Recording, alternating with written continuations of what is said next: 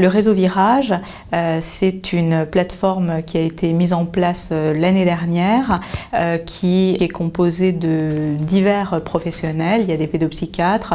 des psychologues, des éducateurs, une historienne des religions, un sociologue, et on travaille tous ensemble autour de la question de la radicalisation, des radicalisations, donc pas forcément de la radicalisation islamiste, autour de 3 axes qui sont la question de la prévention,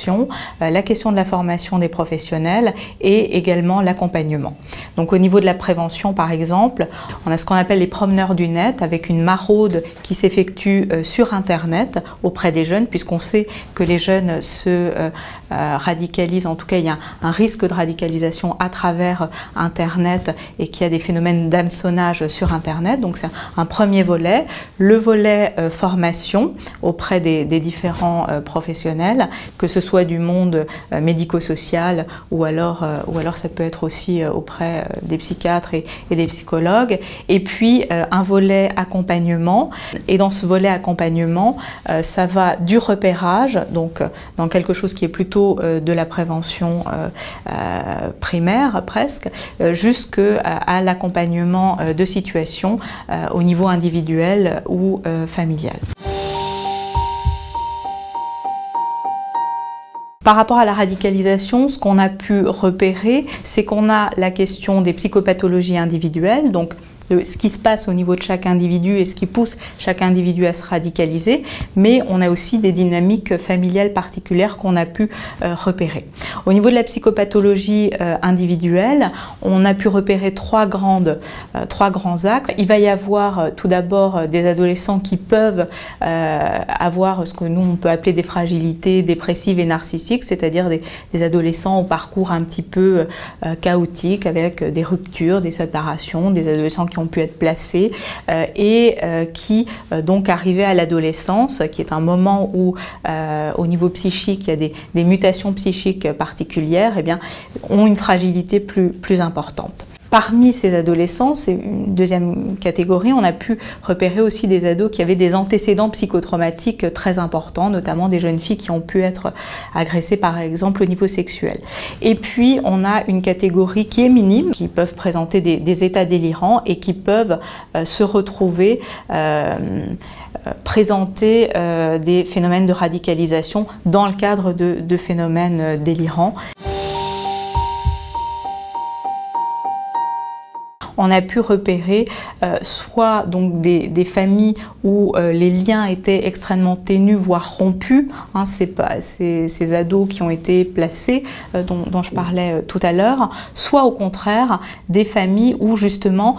l'autonomisation était extrêmement difficile et devenir adulte était extrêmement difficile. Des familles comme ça qui fonctionnent un petit peu en mode fusion-collage et où eh bien, la seule manière de s'émanciper eh bien, c'était de se projeter dans un ailleurs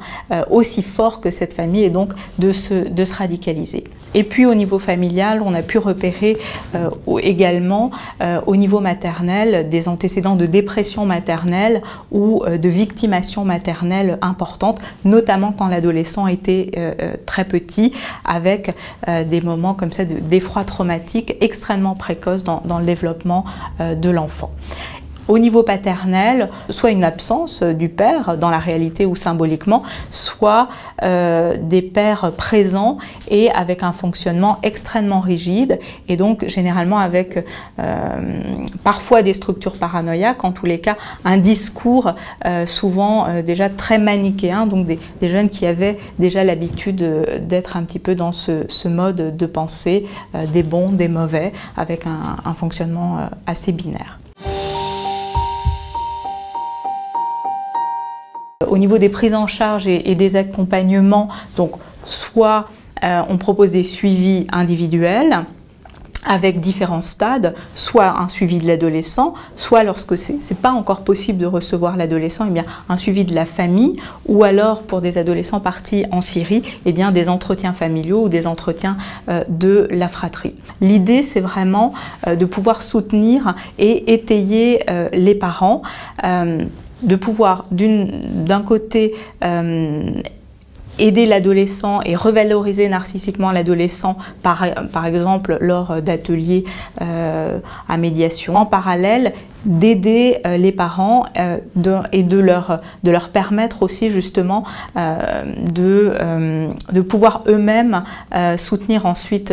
l'adolescent. Vraiment, ce qui est très important, on sait que la dynamique de rupture, le but des recruteurs, c'est vraiment d'isoler l'adolescent et de le faire rompre avec sa famille. On sait que c'est vraiment un des mécanismes qui intervient fréquemment. Donc là, le deuxième axe, ça va vraiment être le travail au niveau des liens